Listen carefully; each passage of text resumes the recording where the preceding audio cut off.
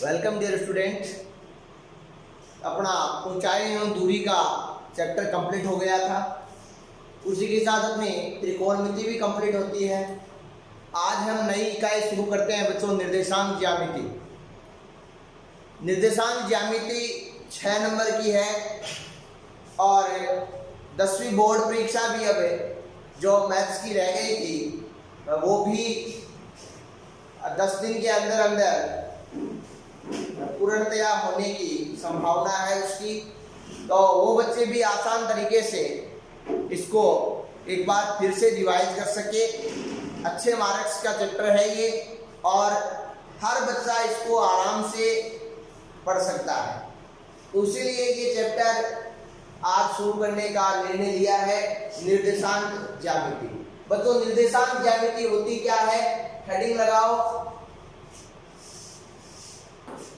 Heading लगाओ निर्देशांक ज्यामिति। ये तो चैप्टर का नाम है और यही हेडिंग लगा दो आप, निर्देशांक ज्यामिति। हेडिंग लगाओ, उसमें लिखवाता हूं आपको क्या है। लिखो गणित की वह शाखा, लिखो गणित की वह शाखा जिसमें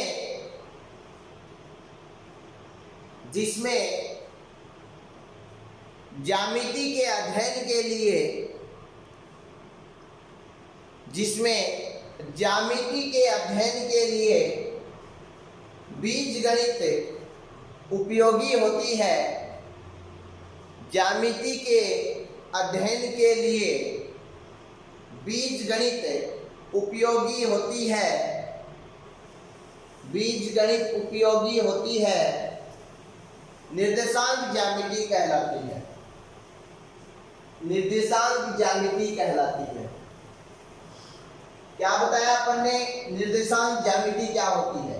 मैंने कहा गणित की वह शाखा जिसमें ज्यामिति के अध्ययन के लिए, ज्यामिति मतलब कोई आकृति है, उसके अध्ययन के लिए बीजगणित की आवश्यकता होती है। बीजगणित का मतलब है कि अपन को अंकों की जरूरत होती है, 1 2 3 4 ये सब अंकों की जरूरत होती है। तो ये इस प्रकार की जो गणित की शाखा है उसको हम निर्देशांक ज्यामिति कहते हैं। इसमें आप हेडिंग लगाओ निर्देशांक, हेडिंग लगाओ निर्देशांक। लिखो ज्यामिति के किसी बिंदु की स्थिति को, ज्यामिति के किसी बिंदु की स्थिति को विशिष्ट संख्याओं द्वारा, किसी बिंदु की स्थिति को विशिष्ट संख्याओं द्वारा निरूपित किया जाता है, निरूपित किया जाता है, निरूपित किया जाता है। इसे किसे भाई? इन बिंदुओं या जो ये अंक है इनको, सॉरी क्या कहा, संख्याओं को, है ना। इसे डायरेक्ट लिख लो, इसे निर्देशांक कहते हैं। कहने का मतलब कोई ज्यामिति है, ये है जैसे त्रिभुज, ये इसका बिंदु है ए, इसको दिखाने के लिए अपन को कोऑर्डिनेट लेने पड़ेंगे ना। यही तो निर्देशांक है। ये क्या है? कोई विशिष्ट संख्याएं है ना, इन्हें हम निर्देशांक कहते हैं। ठीक है ना बच्चों? तो ये थे निर्देशांक। अब हेडिंग लगाओ आगे, तीसरी हेडिंग लगाओ कार्तीय निर्देशांक। बच्चों आपके केवल कार्टेशियन कोऑर्डिनेट ही चलते हैं, सिलेंड्रिकल आपके नहीं है और स्फेरिकल भी आपके नहीं है। केवल और केवल आपके कौन से है? कार्टेशियन है, कार्तीय निर्देशांक है। तो हेडिंग लगाओ कार्तीय निर्देशांक, कार्तीय निर्देशांक।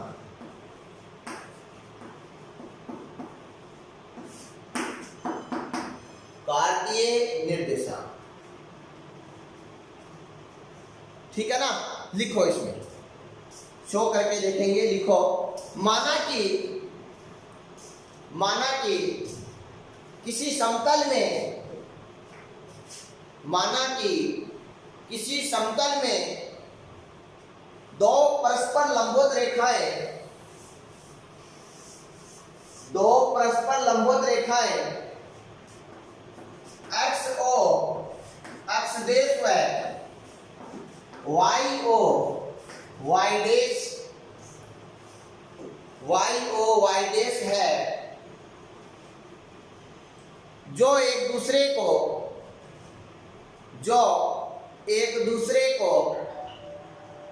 बिंदु O पर काटती है, जो एक दूसरे को बिंदु O पर काटती है, इन्हें किन्हें भाई एक्स ओ एक्स देश और वाई ओ वाई देश, इन्हें क्या कहते हैं हम? इन्हें निर्देशांक अक्ष कहते हैं। इन्हें निर्देशांक अक्ष कहते हैं। और फिर नीचे लाइन में, नीचे की नई लाइन में इस प्रकार से एरो का चिन्ह लगा के लिखो, तथा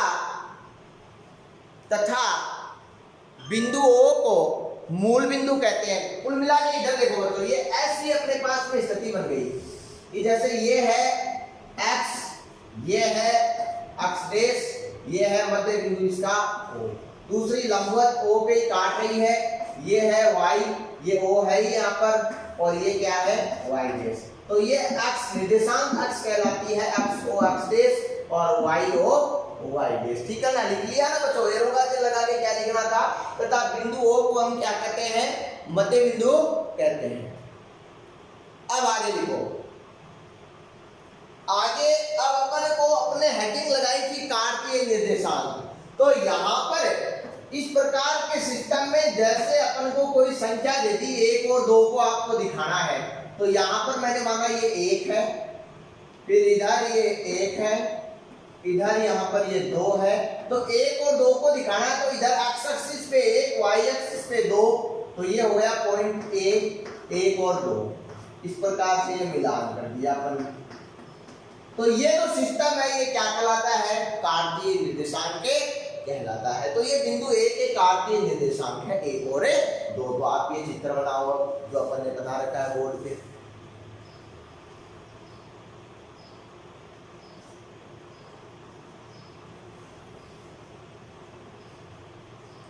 यहां से आपको एक बात समझ में आई होगी शायद कि पहले हम x अक्ष के निर्देशांक लिखते हैं, फिर हम y के लिखते हैं। तो ध्यान रखना इस तरीके से पहले x अक्ष के, अगर नहीं पता तो आप एरो का चिन्ह लगा के लिख लेना, बाद में मैं लिखवा दूंगा। पहले ये बनाओ, ये बनने के बाद में एरो का चिन्ह लगा के लिखना है।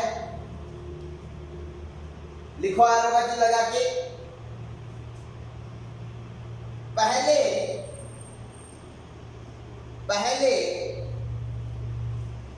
क्या लेते हैं हम? पहले कौन से लेंगे बच्चों? एक्स अक्ष। लिखो पहले एक्स अक्ष के एवं बाद में y अक्ष के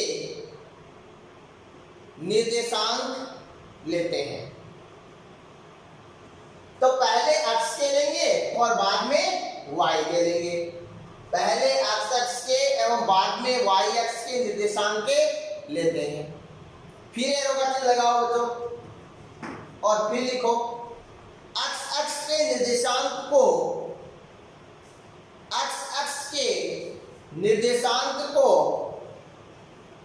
भुज, x अक्ष के निर्देशांक को भुज, इस प्रकार से भुज व y अक्ष के निर्देशांक को, x अक्ष के निर्देशांक को भुज एवं y अक्ष के निर्देशांक को कोटि कहते हैं। y अक्ष के निर्देशांक को कोटि कहते हैं। ठीक है ना बच्चों? फिर एरो का चिन्ह लगाओ और लिखो x निर्देशांक व y निर्देशांक के मध्य, x निर्देशांक व y निर्देशांक के मध्य इस प्रकार कोमा लगाई जाती है। कोमा लगाई जाती ये था अपना कार्तीय निर्देशांक। अब हेडिंग लगाओ 4 नंबर। 4 नंबर हेडिंग लगाएंगे बच्चों, चतुर्थांश में निर्देशांकों के चिन्ह। क्या लगानी है? चतुर्थांश में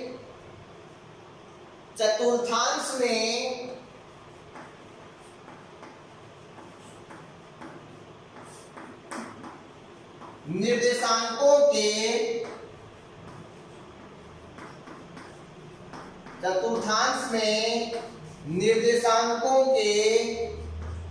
चिन्ह। चतुर्थांश में निर्देशांकों के चिन्ह। तो बच्चों वही चतुर्थांश बनाएंगे हम, अभी जो बनाया था।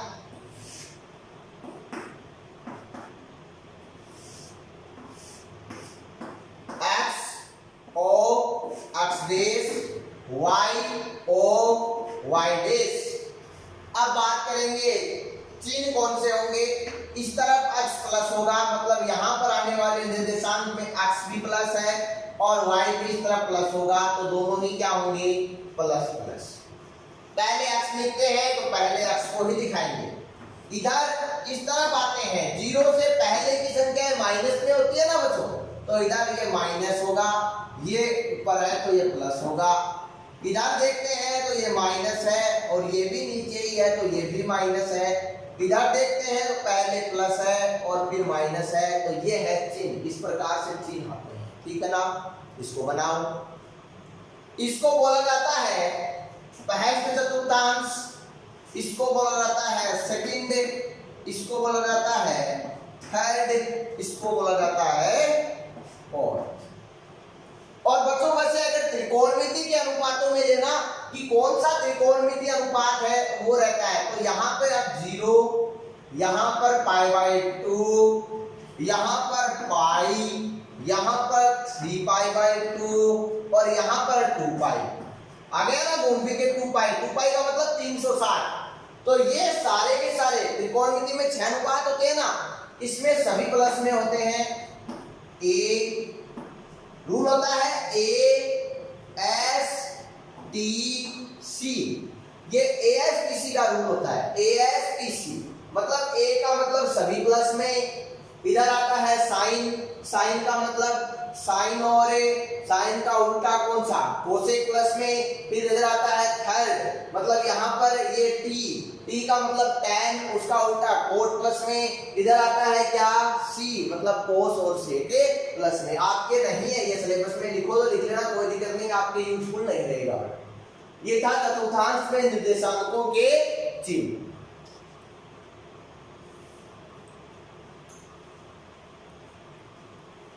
हो गया। अगली 5 की हेडिंग लगाओ, दो बिंदुओं के बीच की दूरी। दो बिंदुओं के बीच की दूरी। हेडिंग है दो बिंदुओं के बीच की दूरी। देखो ये दो बिंदु है, जैसे ये बिंदु है A और ये बिंदु है, इसके निर्देशांक है x1 y1, इसके निर्देशांक है x2 y2। मैंने माना है इनको, है ना। ये दो बिंदु है। इस प्रकार से इनके बीच की दूरी पूछी है, मतलब AB निकालनी है आपको। तो ये AB कितनी होती है? इसका सूत्र होता है अंडर रूट क्या? x2 माइनस x1 का स्क्वायर, ज्यादा में से कम, फिर y2 माइनस y1 का स्क्वायर। और अगर हम यहाँ पर कोऑर्डिनेशन के रूप में लें, इसको युगपन करके देखें ना, तो देखो बच्चों किस प्रकार से, ये भी लिख लेना है। अब इसके बाद में जो बुक्स में दिया गया है वो भी लिखेंगे। तो पहले आप इसको लिखो, इतने को,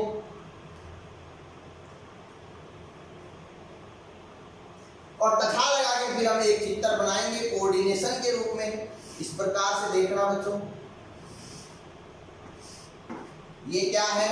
x, ये क्या है? O, ये क्या है? x डेश, ये क्या है? y, ये क्या है? O और ये क्या है? यहां से एक चीज और समझ में आ रही है अपने, कि जरूरी नहीं कि जितने लंबी हम ये लेते हैं, मतलब जितने संख्याएं इधर प्रदर्शित करें उतनी इधर करें, कोई जरूरी नहीं है। अपनी सुविधा अनुसार करते हैं हम, ठीक है ना। इधर भी जरूरी नहीं है कि जितनी ऊपर करे उतनी नीचे करे, अपनी सुविधा अनुसार करना है। यहां पर है जैसे ये पॉइंट तो ओ है ही ना, एक पॉइंट है यहां पर P और एक पॉइंट है यहां पर Q, ठीक है ना बच्चों। अब इनके निर्देशांक आपको पता है, इसका निर्देशांक क्या है आप जानते हो, इसका क्या है जानते हो क्या, नहीं जानते। इसी प्रकार से यदि ये हो जाए यहां पर, ये भी तो हो सकता है 3 O या P Q R मान सकते हैं, ये P है ये Q है और ये क्या है R। तो इसके निर्देशांक अपने माने x1 y1, इसके माने P है ना सबसे पहले P Q R, तो इसके मान लो पहले ना x1 y1, x2 y2 और x3 y3, ये तीनों के निर्देशांक मान लिए। अब अपन क्या करेंगे, देखो यहाँ पर अपन करेंगे क्या निकालना, RP निकालना।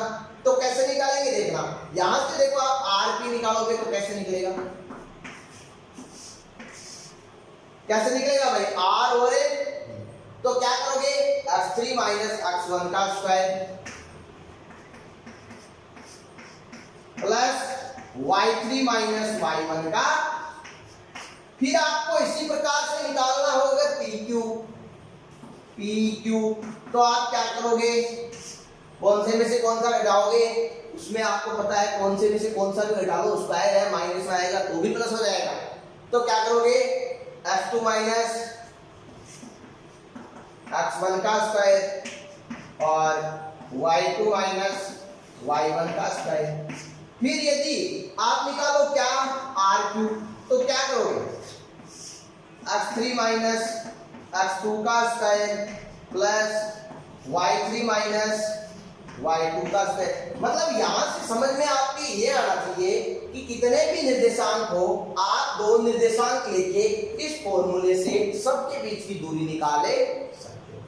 आई बच्चों बात समझ में, चलो ठीक है छापो इनको, फिर चलते हैं प्रश्नों की ओर।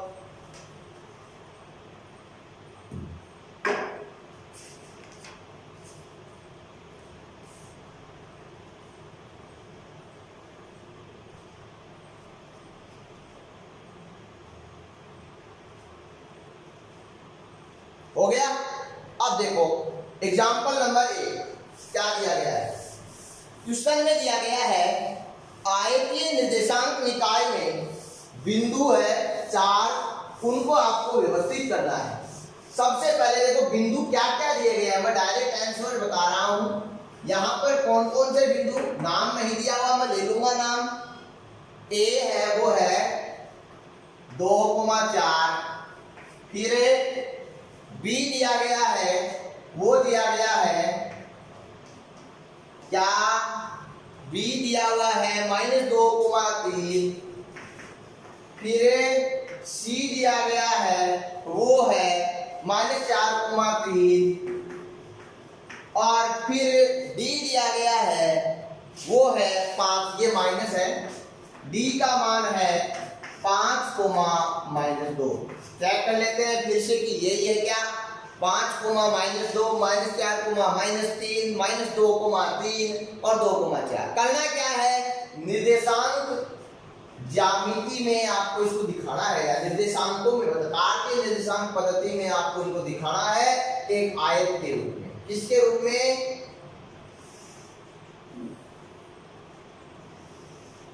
सबको आता है शायद ये, तो x o x dash y o y dash, ठीक है ना। अब देखो संख्याएं ले लो, आपको कहां तक जरूरत है, 5 तक जरूरत है, तो 5 तक ले लो। 1 2 3 4 5 लेनी है तो इसको थोड़ा और बढ़ा लो, ये लो 5। इधर भी ले लो भाई, -1 -2 -3 -4 -5 की जरूरत है क्या, नहीं है, तो कोई दिक्कत नहीं है लेने की, ठीक है ना, कोई जरूरत नहीं है लेने की भाई। इधर देखो 1 2 3 4 और जरूरत होगी तो और ले लेंगे। इधर देखो -1, -2, -3, -4। अब शो करना है। सबसे पहला लो क्या है 2,4। मैंने कहा पहले अपन कौन से निर्देशांक ले रहे थे, अक्ष के ले रहे थे, तो अक्ष का है 2, अक्ष का 2 ये रहा। दूसरा किसका है, y का, y का कितना है 4, तो अक्ष का 2, y का 4 कहाँ मिलता है, यहाँ पर। ये हो गया a, क्या था 2, 4। समझ में आई ना बात। फिर देखो -2,3, -2 किसका, अक्ष का, ये रहा। -3 कहाँ आएगा, देखना यही तो है ना, -3 ही है ना, -3 कहाँ आएगा, यहाँ आएगा। तो ये लो क्या है b, -2,3, ठीक है ना। फिर आगे देखो c, -4, -3, ये -4 है, उसके बाद में -3 है। तो इसको हम किस प्रकार से शो करते हैं, देखो किस तरीके से करते हैं, -4, -3, तो ये तो बच्चों -4, ये -3, तो ये आ गया यहाँ पर पॉइंट C है, क्या है -4, -3, ठीक है ना। इसके बाद में क्या है आपके पास में D, क्या है 5 - 2, ये 5 रहा, ये -2 रहा, तो ये आ गया D, क्या है 5 - 2। अगर सबका ऐसे मिलान करो तो कर दो, कोई दिक्कत नहीं है। इस प्रकार से ये मिलान कर दिया गया। ये अपना क्या होता है, ट्यूशन कंप्लीट होता है। ये काम ट्यूशन में पूछा गया था, जो अपन ने, आई बच्चों बात समझ में। तो ये इस तरीके का क्वेश्चन था, सबको आयत के रूप में पूछा था, सबको आयत के रूप में दिखाया है, देखो सब आयत ही बन रहे हैं, ठीक है ना। अब हम कल की क्लास में पढ़ेंगे आगे के क्वेश्चन, लेकिन आज की क्लास में आप लोगों को जितना बताया गया है उतना पढ़िएगा, ताकि आपके कल की क्लास में और अच्छे तरीके से समझ में आ सके। धन्यवाद।